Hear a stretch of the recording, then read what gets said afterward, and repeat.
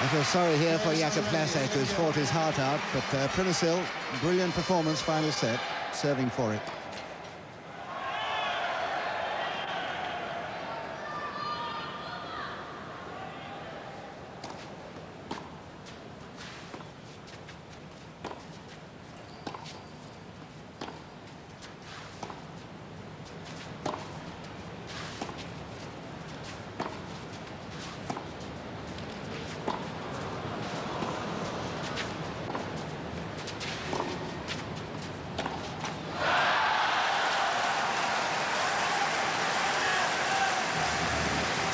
Just massive concentration from both players there, and particularly this one, getting right down for his shots.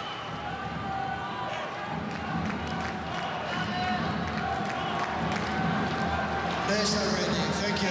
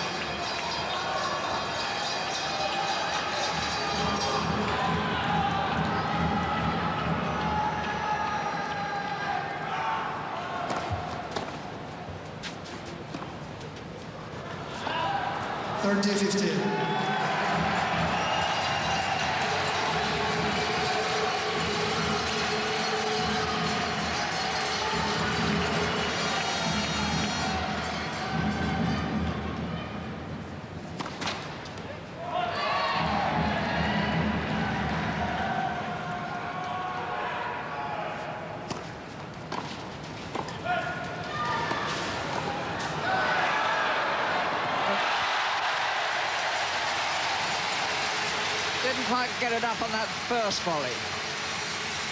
A low forehand cross court. What a good effort by Plasek to level a 30-all from 30 love. I just get the feeling he's counting his chickens again, just a little bit too much, Prinisil. 5-1, 30-all. Fifth set. That's out, that's match point, and it's the second time he's been at match point, and there's been about an hour and something in between the two. And I can't think many players will have played a first Davis Cup tie in a more dramatic atmosphere than there. Michael Stick and his wife there, ready to celebrate. Match point number 2 for the Germans to take a lead of 1-love.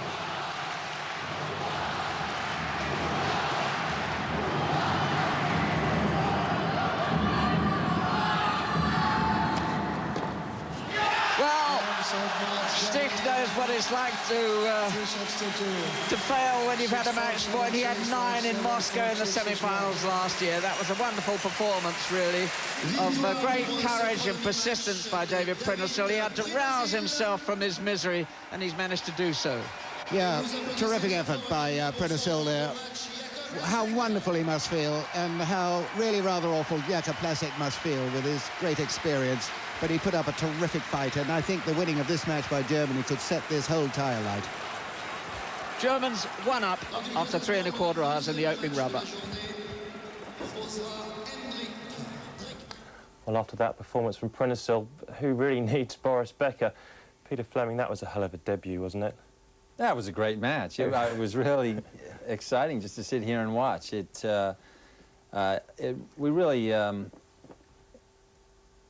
was a match in 3 parts, really. You know, in the beginning, it looked as though Jakob Plasek wanted to be the man, but you know, he looked a little bit past it, really. You know, he's in his 30s now. He's played for 14 years on the tour, and a lot of times when you get out in a situation like that, you almost are playing from memory rather than here's the ball, hit it back. It's what did I do back in 1982 that worked so well, and whenever you play like that, you can have a disjointed effect, and I think that in the beginning, Plasek just was you know, a split, just a step behind Prinisil. No, it's maybe played a part for Plasek to begin with. Oh, maybe so. I think that any time you are, I know later on in my career, I felt as though I should be winning all these matches, and yet the confidence wasn't there, and don't ask me where it went, but yeah, you do get more nervous. just generally speaking, you get more nervous as your career goes on. And Prenisil, to me, came out really with nothing to lose, did he? And he looked like he was relishing the opportunity to get out there in front of what was a very patriotic crowd. Prenisil started out very nicely. He's a great athlete. He moves well around the court and looked just comfortable from the start. And his forehand, for me as well, was slightly dodgy, but towards the end it picked it up, didn't it? Yeah, yeah. Well, in the we've got some bits of analysis here for you to have a look at. We picked this one out in the second set. Really, Lasek was trying everything to claw his way back into the match at this stage, and that's just great athleticism there from Lasek. Yeah, well, in fact, actually stopping, you know, that little lucky drop volley almost worked well for him. And this was in the third set. Prenisil playing well from the back at this stage, although, as we said earlier, the forehand starting to look slightly shaky in the third set. But he played this point well, going back behind Lasek and then coming in to cut off the volley. Now, Lasek, for me, changed. Do you not think he changed his tactic towards the end of the second set? He was maybe going forward, then he realised that if he actually just kept the ball in the island, he'd start to win a lot more points. It became very apparent that Prenisil was starting to get nervous. That last point that we saw was in about the middle part of the third set, and at that point Prenisil was playing very well and very aggressively and really had no problems. And towards the end of the third set, though, you could see a little tension creeping in, and Lasek, it was apparent that he had decided, okay, I'm just going to get the ball back.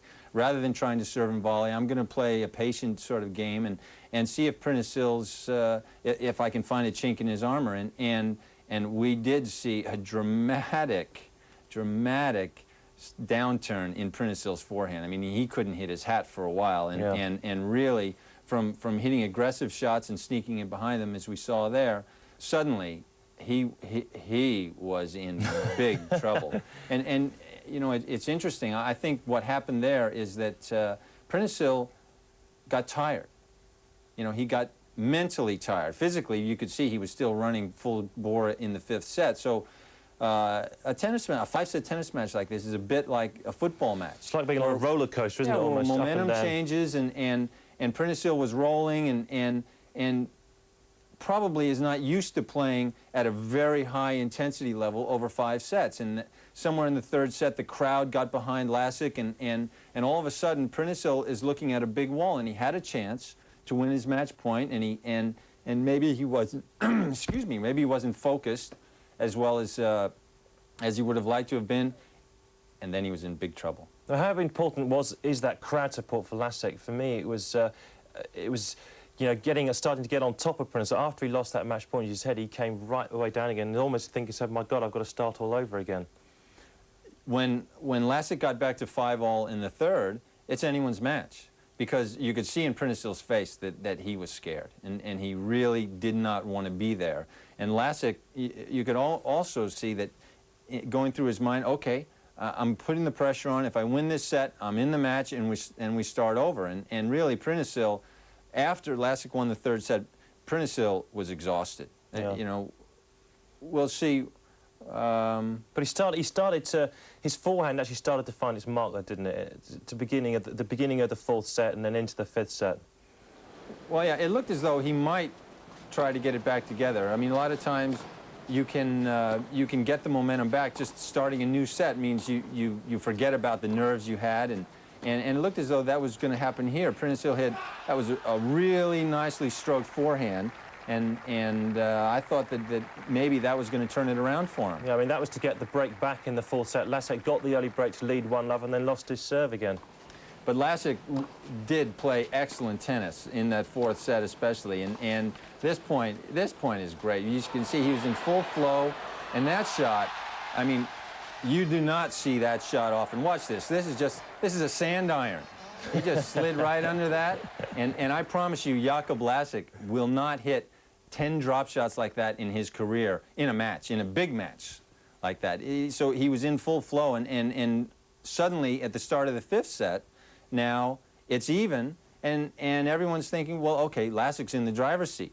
Now, an interesting part of tennis is the mental pressure that someone is under. You know, it actually takes a lot of energy to be the front runner, to be ahead all the time. You've got to work to keep your focus and concentration, and that's draining.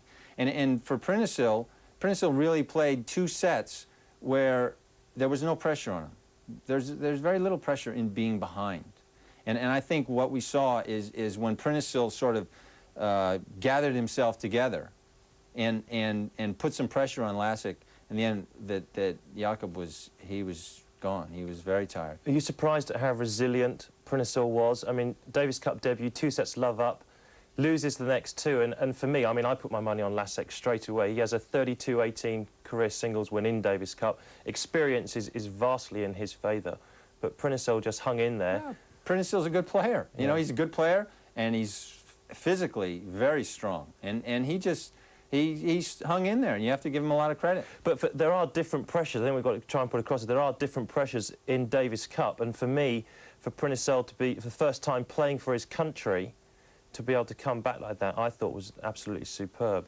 Yeah, I have to agree. And in the 5th set, he just went up a gear, didn't he? He did. As soon as he got back into the match, he was suddenly relaxed again. It really was, he was playing as he was in the beginning of the match. Now, that was a beautiful drop volley and something that he wouldn't have tried in the 3rd or 4th sets. And it was nice to see him pull it back together, because had he lost that 5th set, and I think it would have hurt him for years to come. Now, Lasik's got to play doubles, hasn't he, tomorrow? Probably Prentisil might have as well. That's going to hurt Lasik, isn't it, that loss? Oh, sure. I think had Lasik ended up winning that match in 5 sets, I think it could have just shot the Germans. Now, this match is still finely poised, because Rosset is certainly the favorite to win this match, and I think the final 3 matches are all very close affairs. So it's all in the balance, isn't it? Going to be a good next couple of days, isn't it? Saturday and Sunday. All right, we're going to take a quick break. Coming up after the break, we're going to look at some matches, results from matches around the world, and also a look on the pressure on the home team.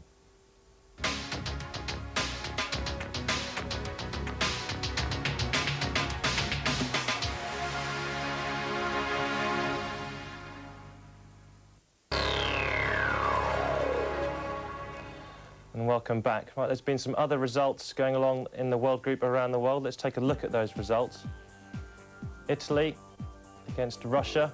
Andre Gaudenzi coming back from 2 sets to love down there, winning 6-1 in the 5th set. That match was on for 4 hours and 8 minutes. If you think that's long, the longest match in the Davis Cup history is 6 hours, 22 minutes. That's John McEnroe and Mats Wilander in 1982. India against Netherlands, Jaco Elting giving them the early lead against Leander Paes. This is being played on grass in Jaipur. 6-4, 7-5, 6-4 to Elting. Czech Republic against Hungary, Daniel Vacek being very, very comfortable against Josef Kroshko. 6-3, 6-3, 6-4. And France against Denmark, Guy Forget. Tight match that in 4 sets, coming through 7-6 in the 4th. South Africa, Austria, this one being played on grass. Thomas Muster gave Austria the early lead, a surprise win for Muster. That's the first time he's won on grass in his life. And then Wayne Pereira squared it at 1-1 for South Africa.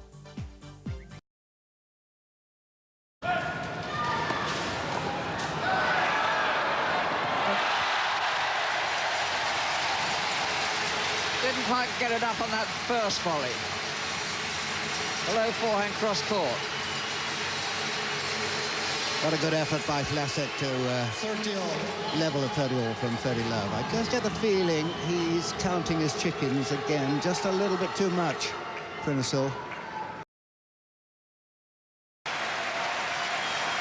I feel sorry here for Jakob Lasik, who's fought his heart out, but Prentisil, brilliant performance, final set, serving for it.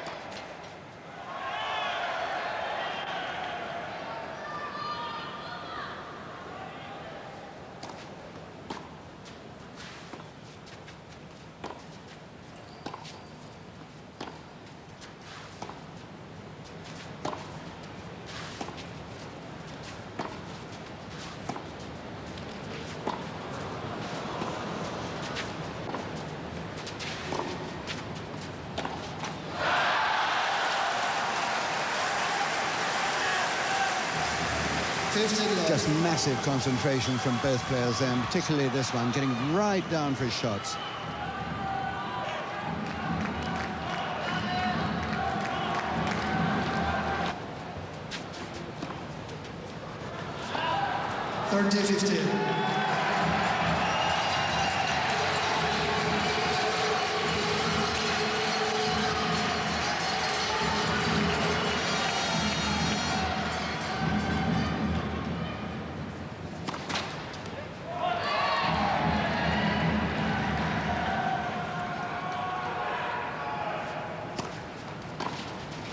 Players are ready. Thank you.